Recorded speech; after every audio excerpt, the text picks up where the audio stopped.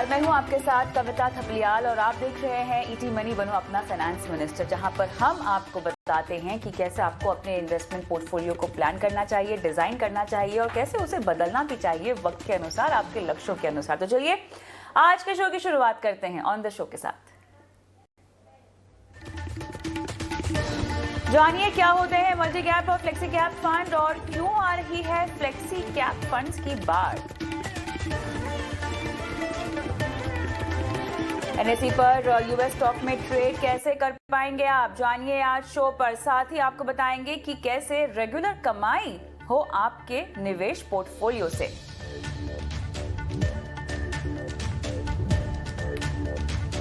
Insurance, credit card, loan, crypto currency से जुड़े सवालों के जवाब देगा आपको ईटी मनी बनो अपना फाइनेंस मिनिस्टर। आप अपने सवाल हम तक पहुंचा सकते हैं व्हाट्सएप के जरिए 9619873567। ये वो नंबर है जहां पर सवाल लिखित रूप में भेजें, चाहे तो वीडियो शूट करके भी अपना सवाल व्हाट्सएप कर सकते हैं।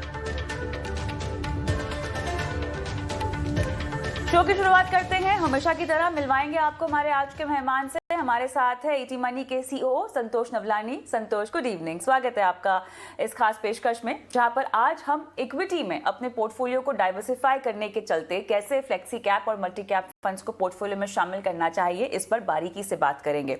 इन दोनों कैटेगरीज के स्पेसिफिक्स में मैं जाऊं उससे पहले मुझे आप ये बताएं कि डाइवर्सिफिकेशन पोर्टफोलियो लेवल पर जरूरी है, विद इन इक्विटी क्लासेस भी डाइवर्सिफिकेशन कितना अहम है? कविता, ये बहुत अहम है फॉर लॉन्ग टर्म इन्वेस्टमेंट। अगर आप लंबे समय के लिए इन्वेस्ट कर रहे हैं तो एक डाइवर्सिफाइड स्ट्रैटेजी हमेशा बेटर काम करेगी compare to focused strategy to एक मार्केट कैप सेगमेंट की ओर। अगर आप 5-7 साल इन्वेस्ट कर रहे हैं तो आपको पूरी इकोनॉमी का फायदा पड़ सकता है आपके इन्वेस्टमेंट्स में। और इकोनॉमी में सिर्फ लार्ज कैप कंपनीज नहीं होती हैं, बट मिड कैप और स्मॉल कैप कंपनीज भी होती हैं, इमर्जिंग बिजनेस मॉडल्स होते हैं। तो अगर आप डाइवर्सिफाइड इक्विटी इन्वेस्टमेंट्स करेंगे तो आपको हर तरह की कंपनीज का एक्सपोजर मिलेगा जो आपके पोर्टफोलियो को लॉन्ग टर्म ग्रोथ दे सकता है। ऑलराइट, चलिए तो यहाँ पर जिस तरह से हम देखते हैं निवेशक अनगिनत फंड्स अपने पोर्टफोलियो में शामिल कर लेते हैं संतोष। कई बार हम देखते हैं कि उनका निवेश काफ़ी हद तक रिपीट भी होता है। 3-4 लार्ज कैप शामिल कर दिए, कुछ 2-3 तरह के मिड कैप भी शामिल कर लेते हैं। इस तरह के जब हम फंड सिलेक्ट करते हैं तो बहुत ज़रूरी है कि आप अपने पोर्टफोलियो को बैलेंस करने के चलते इस तरह की डाइवर्सिफिकेशन पर फोकस करें। अब इसी डाइवर्सिफाइड अप्रोच को आप एक फंड में भी प्राप्त कर सकते हैं और यहाँ पर मैं शुरुआत सबसे पहले फ्लेक्सी कैप की करना चाहती हूँ, क्योंकि ये जो कैटेगरी है ये तूल पकड़ रही है और लोगों की इसमें बहुत दिलचस्पी है। साथ ही जिस तरह से इस फंड का फीचर है आपको एक्सपोजर के लिहाज से काफ़ी फायदे देता है। बुनियादी तौर पर एकदम बेसिक लेवल की समझाइश चाहती हूँ, फ्लेक्सी कैप को क्यों इंट्रोड्यूस किया? सो कविता, फ्लेक्सी कैप कैटेगरी हमेशा मार्केट में थी। इसका नाम पहले मल्टी कैप था जो कि चेंज होकर फ्लेक्सी कैप हुआ है, और मल्टी कैप कैटेगरी नाम से अलग कैटेगरी लॉन्च की गई है जिसका रूल्स थोड़े अलग हैं कंपेयर टू पहले जो हुआ करते थे। सो फ्लेक्सी कैप हमेशा मार्केट में था। एज जो उसका नाम है फ्लेक्सी कैप, इसका मतलब है कि फ्लेक्सिबल इन्वेस्टमेंट्स करता है ये फंड, ये कैटेगरी आपके लिए। इसका जो जरिया है इन्वेस्टमेंट करने का, वो फंड मैनेजर का ऐसा होता है कि वो कोई मार्केट कैप सेगमेंट पे फोकस नहीं रखता है या उससे बायस नहीं रहता है या कोई सेक्टर को ज्यादा महत्व नहीं देता है या कम महत्व नहीं देता है। वो आपके पैसे को ग्रोथ करने के लिए जहां पे भी बेस्ट अपॉर्चुनिटी होगी, जिसमें रिस्क एडजस्टेड रिटर्न अच्छा होगा, जिसमें रिस्क ठीक ठाक होगा और रिटर्न होने की ज्यादा गुंजाइश होगी, वो करेगा। तो फ्लेक्सिबिलिटी मतलब गो एनीवेयर फंड, मैं हर जगह जाऊंगा जहां से मुझे पैसा बनने का मौका होगा। तो बाय डेफिनेशन इस फंड में क्या होता है कि फंड मैनेजर कोई लिमिट नहीं लगाता है कि मैं इतना लार्ज कैप में लगाऊंगा या इतना मिड कैप स्टॉक्स में लगाऊंगा या इतना स्मॉल कैप स्टॉक्स में लगाऊंगा या बैंकिंग सेक्टर में करूंगा या इंफ्रास्ट्रक्चर फंड में करूंगा। वो हमेशा आपके पैसे को अक्रॉस एक डाइवर्सिफाइड तरीके से मैनेज करने की कोशिश करेगा। इसमें एक और एडवांटेज होता है फ्लेक्सी कैप में कि फंड मैनेजर को मौका होता है कि कम से कम या ज्यादा से ज्यादा 35% वो इंटरनेशनल इक्विटी में भी लगा सकता है। तो आप देखेंगे तो आप एक फंड खरीद कर इंडिया के large cap, mid cap, small cap और दुनिया की बेस्ट कंपनीज भी खरीद सकते हैं एक ही फंड में। तो आपका जो मैनेजमेंट का टाइम होता है फंड्स को मैनेज करने का, कि आपने 3 फंड खरीद लिए, एक लार्ज कैप, एक मिड कैप, एक स्मॉल कैप, एक इंटरनेशनल, या आपने multiple large cap, mid cap, small cap, international खरीद लिए, तो आपका पोर्टफोलियो मैनेज करना डिफिकल्ट हो जाता है। अगर आप एक फ्लेक्सी कैप खरीदेंगे जिसमें आपको सब कुछ मिल जाता है, तो आपका मैनेजमेंट टाइम कम होगा और आप अपनी बेटर पैसे को बेटर मैनेज कर सकेंगे। अब फ्लेक्सी कैप को 2 लिहाज से मुझे समझना है। सबसे पहले, क्योंकि बाजार में उठापटक चल रही है, बाजार की उठापटक को जिस तरह का कॉम्बिनेशन लार्ज, मिड और स्मॉल कैप का होता है फ्लेक्सी कैप में, संतोष, वो किस तरह से आपको इस उतार चढ़ाव में गिरावट से खासतौर से बचाता है? श्योर। सो फ्लेक्सी कैप जो फंड्स होते हैं कविता, वो मोस्टली उनका बेंचमार्क जो होता है कि वो किस से आप तुलना करेंगे अपने रिटर्न्स को कंपेयर करने के लिए, वो होता है निफ्टी 500 या बीएसई 500। तो बीएसई 500 या निफ्टी 500 में जो वेटेज है वो करीबन 70% लार्ज कैप कंपनीज में होता है, अबाउट 15 से 18% मिड कैप में होता है और बाकी स्मॉल कैप में होता है। तो इसका मतलब ये है कि आप कोई भी सेगमेंट में ज्यादा एक्सपोज नहीं हो। अगर आप स्मॉल कैप में ज्यादा एक्सपोज्ड हो तो 12% की एक्सपोजर की वजह से आपका पोर्टफोलियो में उतार चढ़ाव कम होती है। तो वैसे ही फंड मैनेजर भी आपके पैसे को ऐसे ही मैनेज करता है, वो आपके पैसे को ज्यादा से ज्यादा लार्ज कैप और स्टेबल कंपनीज में लगाता है। जब अपॉर्चुनिटीज होती हैं तो मिड और स्मॉल कैप का एक्सपोजर कम या ज्यादा करता है। सो अगर आप कोई भी फ्लेक्सी कैप फंड देखेंगे, ऑन एवरेज इस टाइम पे 65% के आसपास वो लार्ज कैप में निवेश कर रहे होंगे और बाकी पैसा मिड और स्मॉल कैप में करने होंगे। तो इससे क्या होगा कि अगर मार्केट में बहुत ज्यादा उतार चढ़ाव आता है तो सबसे पहले मिड और स्मॉल कैप कंपनी सफर करती हैं। तो अगर आपका अलोकेशन या एक्सपोजर मिड और स्मॉल कैप में कम होगा तो आपके पोर्टफोलियो में उतार चढ़ाव कम आएगा। तो सबसे फायदा, ये ज्यादा फायदा फ्लेक्सी कैप का ये होता है कि आपको एक ही फंड में तीनों सेगमेंट देता है मार्केट का, और मिड और स्मॉल कैप का एक्सपोजर हमेशा लिमिटेड रहता है, तो उतार चढ़ाव कम होते हैं। और जब फंड मैनेजर को चांस मिलता है कि हाँ इसमें अभी मिड और स्मॉल कैप में रैली एक्सपेक्टेड है या कोई अच्छी अपॉर्चुनिटी या अच्छी कंपनीज उनकी नजर में आती हैं पैसा लगाने के लिए, तो आप लिमिटेड पैसा लगा के आपको ज्यादा रिटर्न और कम उतार चढ़ाव से देते हैं। क्या हम इन्हें कम रिस्की फंड्स भी कह सकते हैं, क्योंकि हमें यहाँ पर गिरावट से शील करने के लिए लार्ज कैप काफ़ी इंपॉर्टेंट रोल प्ले करते हैं। तो क्योंकि मिड कैप, स्मॉल कैप का भी इसमें एक्सपोजर होता है, तो कहीं ना कहीं एक जोखिम का फैक्टर होता है। आपको लगता है कि जोखिम में कमी हो जाती है क्योंकि इस तरह का कॉम्बिनेशन है? बिल्कुल कविता, अगर आप कंपेयर करेंगे इसको प्योर लार्ज कैप कैटेगरी के साथ, तो थोड़ा ज्यादा रिस्क होगा। बट अब इसको अगर आप मिड कैप और स्मॉल कैप से कंपेयर करेंगे तो ये रिस्क बहुत कम हो जाता है, क्योंकि बहुत रेयरली या बहुत कम बार ऐसा होगा कि आपका फ्लेक्सी कैप फंड मैनेजर ने 50% से ज्यादा मिड और स्मॉल कैप खरीद लिए। तो ये बहुत रेयरली होता है, इसलिए अप्स एंड डाउन्स कम होंगे। और बिकॉज मिड और स्मॉल कैप पूरा पोर्टफोलियो में नहीं है इस टाइम पे, तो फिर आपका उतार चढ़ाव कम हो जाता है। तो लार्ज कैप से ज्यादा होगा, क्योंकि लार्ज कैप में पूरे large cap blue chip stocks होते हैं, तो आपको रिस्क कम मिलेगा फ्लेक्सी कैप में compare to mid and small caps. तो अब अगर मेरे पास कोई पोर्टफोलियो मुझे बनाना है, क्या फ्लेक्सी कैप वो पहला फंड हो सकता है जिससे मैं अपने इन्वेस्टमेंट की शुरुआत कर सकती हूँ, या आपको लगता है कि आपको पहले एक लार्ज कैप से शुरू करना चाहिए और ये आपका पहला फंड होना चाहिए? अगर आप एक कॉमन इन्वेस्टर की बात करेंगे जो पहली बार अपना इन्वेस्टमेंट पोर्टफोलियो बना रहा है, तो ऑफ कोर्स लार्ज कैप एक मस्ट हैव कैटेगरी होती है कविता। एवरीबडी, हर आदमी को उसमें इन्वेस्ट करना चाहिए। लेकिन अगर आप एक लॉन्ग टर्म इन्वेस्टर हैं, तो पहली बार से इन्वेस्ट करने लॉन्ग टर्म में करना चाहते हैं, तो फ्लेक्सी कैप एक बहुत अच्छी चॉइस होगी आपके लिए जाने के लिए। आप अपने इन्वेस्टमेंट्स को ऐसे देख सकते हैं या कैटेगरी ऐसे फंड को सिलेक्ट करें जिसका इंटरनेशनल एलोकेशन कम हो, सिर्फ लोकल इंडियन कंपनीज में इन्वेस्ट करें। ऐसे फ्लेक्सी कैप फंड्स भी होते हैं, तो आप उनको भी चूज कर सकते हैं। ऐसा नहीं है कि आपको लार्ज कैप ही करना चाहिए। Flexi cap are equally good choice for people. आप मिड और स्मॉल कैप शायद शुरू नहीं करेंगे अपनी पहली इन्वेस्टमेंट, और नहीं करनी चाहिए, क्योंकि आपको पहले मार्केट को समझना चाहिए बाय टेकिंग स्मॉल एक्सपोजर्स। तो फ्लेक्सी कैप एक इक्वली गुड चॉइस है। आप अपने होराइजन के हिसाब से चूज कर सकते हैं। अगर आप 4 से 5 साल का व्यू लेके करेंगे तो लार्ज कैप शायद बेटर होगा, अगर 5 या 6 साल करेंगे तो फ्लेक्सी कैप बेटर हो सकता है। चलिए, ये तो बात हुई है फ्लेक्सी कैप की, जिसको लेकर हमने आपको बारीकी से जानकारी दी है। अब हम मल्टी कैप कैटेगरी पर आते हैं, जहां पर आपको एक सीमित लिमिट में लार्ज, मिड और स्मॉल कैप में एक्सपोजर मिलता है, और इनमें थोड़ा सा जोखिम ज्यादा हो सकता है, क्योंकि यहाँ पर फंड मैनेजर को जो सीमित दायरा है, जो निर्धारित है, उसके तहत अपना एक्सपोजर रखना ही होगा। फ्लेक्सी कैप से ही अगर मैं मल्टी कैप का मुकाबला करना चाहूँ तो ये ज्यादा जोखिम भरे हो सकते हैं, संतोष? बिल्कुल। हमेशा ही ऐसा मैं कहूंगा कविता, क्योंकि सेबी के रूल्स के हिसाब से मल्टी कैप फंड्स को मिनिमम 25% स्मॉल और मिड कैप दोनों में डालना पड़ता है। इसका मतलब ये है कि कम से कम हमेशा आपके पोर्टफोलियो में 50% मिड और स्मॉल कैप या इमर्जिंग कंपनीज, जिसके बिजनेस मॉडल्स उतने टेस्टेड नहीं है या कैश पोजीशन उतनी स्ट्रांग नहीं है, ऐसी कंपनीज में आपका इन्वेस्टमेंट होगा।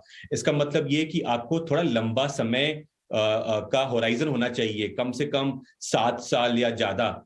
ये ऑलमोस्ट एक स्मॉल कैप पोर्टफोलियो या मिड कैप पोर्टफोलियो से कंपेयर कर सकते हैं आप, क्योंकि दी क्वांटिटी ऑफ 50% बहुत ज्यादा है।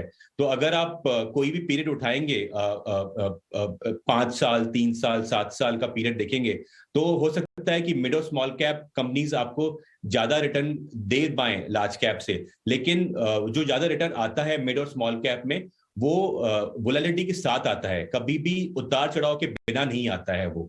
तो अगर उतार चढ़ाव आपके पोर्टफोलियो में 50% कंपनीज में रहेगा, तो आपके पोर्टफोलियो में भी उतार चढ़ाव ज्यादा आएंगे। सो आप अगर आपका 5 से 7 साल का होराइजन नहीं है, तो आप मल्टी कैप इन्वेस्टमेंट नहीं करना चाहिए, और उसका कुछ फायदा बियॉन्ड अ पॉइंट नहीं पड़ सकता है आपको, क्योंकि ओवर 5 से 7 साल पीरियड में पूरी मार्केट साइकिल्स चेंज होती हैं, और टिपिकली लार्ज, मिड और स्मॉल सबको इक्वल अपॉर्चुनिटी होती है परफॉर्म करने की।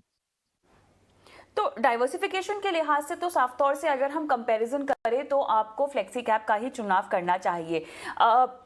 लेकिन कुछ निवेशक ऐसे होते हैं जो अपने बेसिक पोर्टफोलियो को बना चुके होते हैं, और उसके बाद थोड़ा सा उनके अंदर जोखिम उठाने की क्षमता बढ़ जाती है।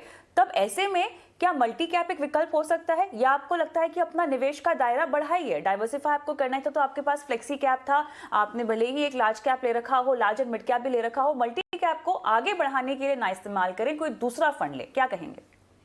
सही तरीका शायद वही होगा कविता, क्योंकि जब हम पोर्टफोलियो बना चुके होते हैं तो चांसेस बहुत होते हैं कि हमारे पास ऑलरेडी एक लार्ज कैप या फ्लेक्सी कैप फंड होगा, और अगर वो हमारे पास है, तो अगर हम एक और मल्टी कैप लेंगे तो 50% तो पोर्टफोलियो में ओवरलैप आ चुका होगा इमीडिएटली एक नया फंड खरीद के, क्योंकि फ्लेक्सी कैप और लार्ज कैप फंड आपको ऑलरेडी लार्ज कैप एक्सपोजर दे रहे होंगे।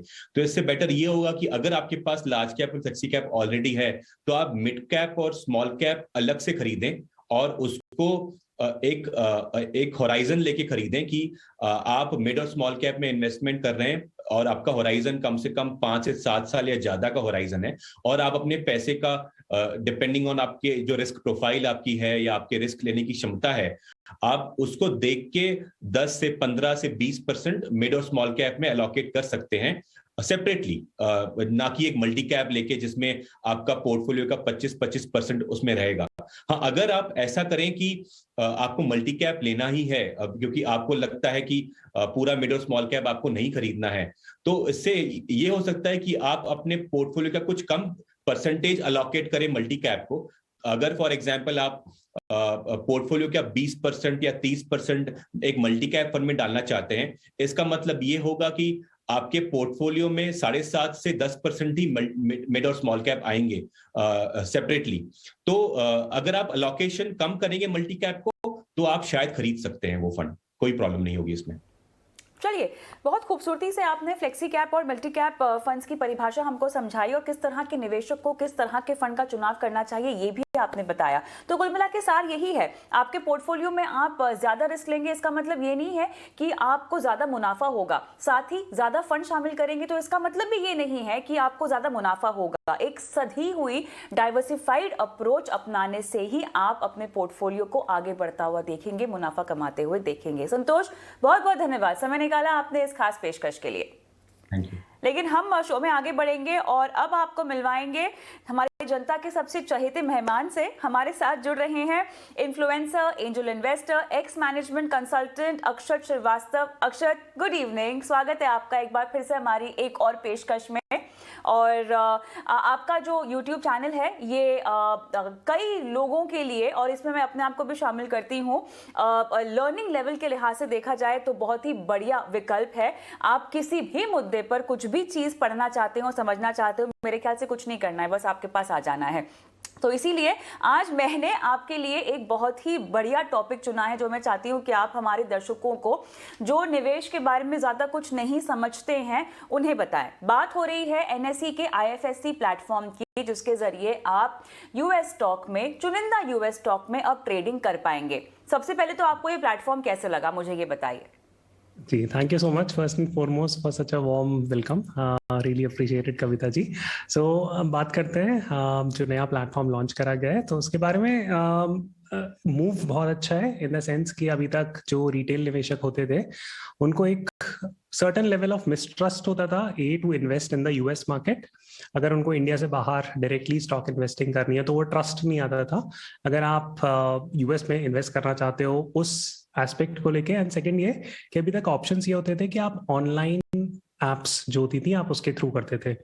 अब क्योंकि NSE डायरेक्टली इसमें NSE IFSC जो एक सब्सिडरी है NSE की, होली ओन्ड सब्सिडरी है NSE की, उसने अपना खुद का प्लेटफॉर्म लॉन्च करा है, तो ट्रस्ट लेवल ज्यादा प्रोमिनेंट होगा।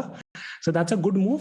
एक बहुत ही सोचा समझा विकल्प अब लोगों को मिलेगा निवेश करने के लिए इंडिया से बाहर। सोचा समझा विकल्प तो है, लेकिन क्या ये सबसे बेहतरीन विकल्प है? जी, अब वो तो अपन को अभी देखना पड़ेगा बिकॉज वो रोल आउट कैसे होता है और उसकी लिक्विडिटी कैसे रहती है, क्योंकि अभी ये लॉन्च हुआ है from a regulatory point of view. इसमें ट्रस्ट ज्यादा होगा because it is backed by NSE, no doubt about that. But अब उसमें बहुत सारे इश्यूज हैं, जैसे फॉर एग्जांपल अगर मान लीजिए लिक्विडिटी को लेके कि उसमें कितना लिक्विड रहता है, जो उसके पीछे की मैकेनिक्स है, जैसे कि उसमें बात अभी ये चल रही है कि जो NSE IFSC जो संस्था है वो अपने डिपॉजिटरी रिसीट्स बनाएगी, तो उसको वो कैसे मैनेज करती हैं, अगर उसकी भी लिक्विडिटी ट्रेडिंग अलाउ करेंगे कि नहीं करेंगे। तो अभी बहुत सारी चीजें ऑपरेशनल पॉइंट ऑफ व्यू से देखी जानी बाकी हैं। एंड सबसे बड़ा मुद्दा भी ये आता है कि नंबर ऑफ चॉइसेस ऑन दो स्टॉक्स वो बहुत कम है। तो अभी 8 स्टॉक से स्टार्ट किया है एंड उसको करीब करीब 50 बहुत जल्दी ले जाएंगे। एंड उसके बाद वो किस तरीके के स्टॉक्स ऐड करते हैं वो भी एक देखने वाली बात रहेगी। यहाँ पर जो डायनेमिक प्राइसिंग की बात की जा रही है, मिनिमम प्राइस मूवमेंट की बात की जा रही है, तो जो शुरुआत में आपने बाकी प्लेटफॉर्म्स का भी जिक्र किया ना, जो इस तरह की सर्विस मुहैया कराते हैं, क्या वहां पर भी इस तरह की प्राइस मूवमेंट के विकल्प हैं? जी, वो platform to platform number one इस चीज पे डिपेंड करता है कि आप कौन सा स्पेसिफिक प्लेटफॉर्म यूज कर रहे हो। अभी तक होता ये था कि जो ऑनलाइन प्लेटफॉर्म्स हैं वो उनको बहुत सारी एजेंसीज के थ्रू, रेगुलेशन के थ्रू जाना पड़ता था। जैसे इंडिया में भी आपको रेगुलेशंस स्पेसिफाई करने पड़ेंगे, फिर आपको US के रेगुलेशंस पे भी अलाइन करना पड़ेगा, एंड वहां पे जाके तब आप डायरेक्टली ऑर्डर प्लेस कर सकते हो। तो ट्रैकिंग एरर नहीं होता जहां तक मुझे पता है इन ऑनलाइन एप्स में। एंड ये मेरे ख्याल में इसमें जो स्पेसिफिक प्राइस मूवमेंट रहेगा वो इसमें भी ट्रैकिंग एरर होना नहीं चाहिए। अभी टेक्नोलॉजी काफी सोफिस्टिकेटेड है, तो ये इशू मेरे ख्याल में एक नॉन इशू है किसी भी अगर आप प्लेटफॉर्म को उठा के देखेंगे तो अक्षत, मुझे बताइए कि रिटेल निवेशकों को ये कितना भाएगा? अभी तो मेरे ख्याल से कुल मिला के कुछ 8 ही स्टॉक हैं जिनमें ट्रेड करने की इजाजत है, लेकिन आगे चलकर इसको 50 तक बढ़ा दिया जाएगा। पहला सवाल तो ये है कि कितनी दिलचस्पी दिखाएंगे भारतीय रिटेल निवेशक, क्योंकि एक्सचेंज ऑफर कर रहा है, तो शायद जैसा कि आपने कहा कि रेगुलेटरी बैकिंग है तो शायद भरोसा ज्यादा हो, दिलचस्पी कितनी दिखाएंगे? और दूसरा, US में भी तो स्टॉक का चुनाव करना आसान नहीं होगा। नहीं, बिल्कुल ठीक बात आपने बोली कि एक तो स्टॉक्स की लिस्ट अपने पास बहुत बढ़ गई है, ऑप्शंस बहुत ज्यादा हैं। लेकिन दो तीन बहुत अच्छी चीजें हैं। पहली चीज तो ये कि जो 8 स्टॉक्स पिक करे गए हैं वहीं से मोस्टली इंडियन निवेशक शुरुआत करते हैं। जैसे कि वो फैंग स्टॉक्स हो गए, फेसबुक, अमेजॉन, फेसबुक अब मेटा हो गया, Apple, Microsoft, Google, Netflix, Tesla, Walmart. So ये 8 स्टॉक्स अभी लिस्ट करे गए हैं। तो यहीं से मोस्टली इंडियन इन्वेस्टर्स जब बाहर यूएस में इन्वेस्ट करना चाहते हैं तो शुरुआत वैसे भी यहीं से करते हैं मोस्टली। तो पहली बात तो ये कि वो दिखने में सिर्फ 8 स्टॉक्स हैं, लेकिन मेजॉरिटी ऑफ इंडियन इन्वेस्टर्स वहीं से शुरुआत करते हैं। तो that's a good tipping point from that perspective. And second point ये हो गया कि एक भरोसे वाली चीज बहुत इंपॉर्टेंट होती है जब भी आप पैसा इंडिया से बाहर इन्वेस्ट कर रहे होते हो। तो अगर एनएससी का बैग्ड प्लेटफॉर्म आया है तो वो एक तरीके से बहुत पॉजिटिव मूव है कि वो लोगों को बहुत कॉन्फिडेंस दिया कि आप इंडिया से बाहर भी विकल्प तलाश सकते हो। चलिए, बहुत बढ़िया। तो यहाँ पर एनएससी, आईएफएससी के जरिए आप कैसे यूएस के स्टॉक में ट्रेड कर सकते हैं, इसकी बारीकी तो आपको अक्षत ने समझा दी है। लेकिन अक्षत के पिटारे में और भी कई सारे मुद्दे हैं जिनको लेकर आज हम चर्चा करने वाले हैं। और अब ये है कि आपको अपने निवेश में से कैसे नियमित आय मिल सके। वो कौन कौन से निवेश के ऐसे विकल्प है जहां पर आपको आपकी रेगुलर इनकम का जो बंदोबस्त है वो आप कर सकते हैं। शुरुआत करना चाहूंगी मैं फिक्स डिपॉजिट से, और एक एक करके आप आगे बढ़िएगा। अक्षत, बताएं। तो ऑफ कोर्स सबसे इजीएस्ट ऑप्शन फिक्स डिपॉजिट है कि आप जब सिर्फ जाओ, अपना पैसा आप फिक्स डिपॉजिट में रख दो और आपकी रेगुलर कमाई होती रहेगी। आपको पता है, आप अपना कैश फ्लो एस्टिमेट कर सकते हो, कोई वॉलेटिलिटी नहीं होती। अगर फिक्स डिपॉजिट 5 या 6% पे कराया गया है तो उसी रेट पे आपको पैसा मिलेगा। क्या ये एक अच्छा विकल्प है? डिपेंड्स कि आपकी रिक्वायरमेंट्स क्या है। अगर एक हाई इन्फ्लेशनरी एनवायरनमेंट जैसे होता है, जैसे अभी बात चल रही है कि यूक्रेन रशिया के बीच में युद्ध हो गया है, अब इन्फ्लेशन और भी ज्यादा बढ़ जाएगा, ऑलरेडी हम एक हाई इन्फ्लेशनरी एनवायरनमेंट में थे, तो उसकी वजह से अब प्रॉब्लम ये आएगी कि इन्फ्लेशन अगर और ज्यादा बढ़ गया और एफडी के रेट्स नहीं बढ़े तो फिर रियल टर्म्स में आप बहुत कम पैसा कमा रहे हो। क्योंकि अगर भारत में अगर इन्फ्लेशन 8 या 9% हो जाता है और एफडी रिटर्न आपको सिर्फ 5 या 6% मिल रहा है, सो आप रियल टर्म्स में तो 3% लूज कर रहे हो। So that is the first key thing about fix deposit. लेकिन प्रो ये है फिक्स डिपॉजिट में इन्वेस्ट करने का कि आपकी इनकम एक तरीके से बंधी हुई है, बहुत प्रिडिक्टेबल है, और आपको वॉलेटिलिटी नहीं सहनी पड़ती फिक्स डिपॉजिट में compare to any other investment instrument. बहुत बढ़िया।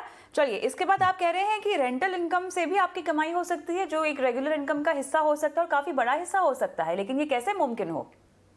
जी हाँ, सो रेंटल इनकम एक अपने आप में एक पूरा मुद्दा है जिस पर अपन बात कर सकते हैं। लेकिन रेंटल इनकम अब दो तरीके से है। एक तो ये कि आप अगर हाउस को रेंट करने के पॉइंट ऑफ व्यू से आप एक घर खरीद लेते हो तो अभी उसमें रेंटल यील्ड बहुत कम है। तो अभी अगर आरबीआई की स्टडी भी हुई थी जिसको आरबीआई हाउसिंग प्राइस इंडेक्स बोलते हैं, return on housing price index, तो उसके हिसाब से ये नंबर जो था, ये यील्ड दे रहा था या रिटर्न दे रहा था करीब करीब 12-15% आज से 6 या 7 साल पहले।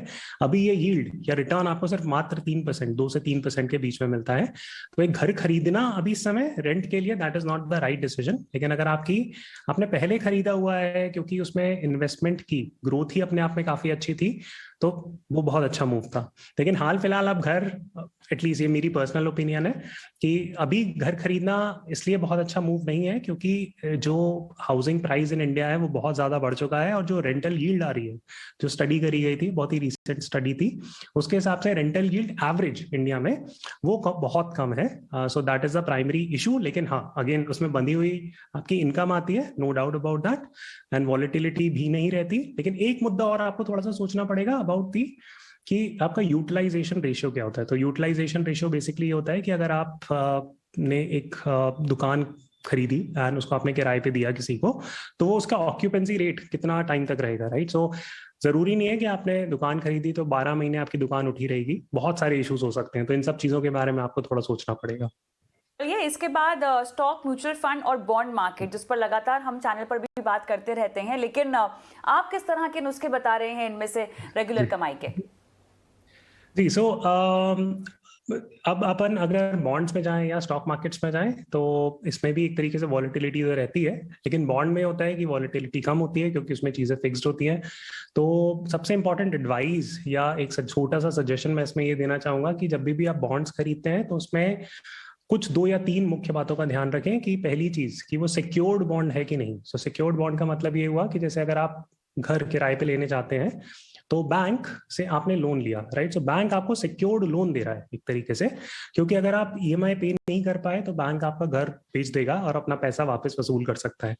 सिमिलरली जब आप किसी को लोन देते हो बॉन्ड मार्केट में, सो जब भी आप बॉन्ड खरीदते हो तो आप भी लोन दे रहे हो किसी को। सो उस कॉन्टेक्स्ट के हिसाब से अगर आप किसी को भी लोन देने जाते हो तो सिक्योर्ड लोन ही देना चाहिए आपको। ऐसा नहीं कि आप किसी भी इन्वेस्टमेंट इंस्ट्रूमेंट में आपने जाके इन्वेस्ट कर दिया और आपको पता नहीं है कि वो बॉन्ड सिक्योर्ड है कि नहीं, तो वो ज्यादा रिस्की बॉन्ड्स होते हैं। तो पहली चीज आपको ये देखनी चाहिए। दूसरी चीज आपको ये देखनी चाहिए कि सीनियरिटी क्या है बॉन्ड की। सो सीनियरिटी का मतलब ये होता है कि जैसे अगर कोई कंपनी आपने खरीदी XYZ कंपनी, एंड अगर वो बैंकरप्ट हो जाती है तो सबसे पहला हक उसको लिक्विडेट करे जाएंगे, उसके एसेट्स, उसकी फैक्ट्री बेची जाएगी, उसकी कार्स बेची जाएंगी, बाकी सारी चीजें, कुछ पैसा आएगा तो वो जो इन्वेस्टर्स हैं उनको लौटाया जाएगा वो पैसा। सो किस ट्रांच में सबसे पहला पैसे का हक होता है सीनियर जो डेट होल्डर्स होते हैं उनके पास। तो आपको बॉन्ड्स ऐसे खरीदने चाहिए जो ये दो क्राइटेरिया एटलीस्ट मीट करते हो, एक तो सीनियर और सिक्योर्ड। सो ये दोनों बहुत इंपॉर्टेंट मुद्दे हैं, लोग इस पर ध्यान नहीं देते, लोग सिर्फ रेटिंग देख के खरीद लेते हैं bonds, which is not the right measure of buying bonds. Rating भी इंपॉर्टेंट है लेकिन ये दो मुद्दों का भी आप ध्यान रखें। एंड यस, बॉन्ड से इन्वेस्टमेंट एक रेगुलर इनकम बनाई जा सकती है। एक एक्सपेक्टेड रेट ऑफ रिटर्न आपको अच्छे बॉन्ड से 8 से 10% के बीच में आराम से मिल सकता है। बहुत सारे ऑप्शंस हैं जिसके बारे में आप फर्दर स्टडी कर सकते हैं, लेकिन हाँ, एक बॉन्ड इस समय बहुत अच्छा इन्वेस्टमेंट इंस्ट्रूमेंट है क्योंकि मार्केट में बहुत ही ज्यादा वॉलिटिलिटी चल रही है। ऑलराइट, तो यहाँ पर आपने तमाम कमाई के नुस्खे हमको बताए, साथ ही बताया अंतर्राष्ट्रीय बाजार में कैसे अपने पोर्टफोलियो को डाइवर्सिफाई करना चाहिए NSE IFSC के प्लेटफॉर्म के जरिए। अक्षत, बहुत बहुत धन्यवाद, आपने समय निकाला हमारे दर्शकों को आज गाइड करने के लिए। इसी के साथ हम रुकेंगे छोटे से ब्रेक के लिए, लेकिन ब्रेक के उस पार फोकस करेंगे दर्शकों के सवालों के ऊपर। और ब्रेक लें उससे पहले बता देती हूँ आपको कि आप भी हमारे शो का हिस्सा हो सकते हैं, यानी आप भी अपने सवाल हम तक पहुंचा सकते हैं। व्हाट्सएप करना है अपने सवालों को 9619873567 पर, और वीडियो के जरिए भी सवाल पूछ सकते हैं। अपनी वीडियो शूट कीजिए, अपलोड कर दीजिए इस नंबर पर। मिलते हैं इस ब्रेक के बाद।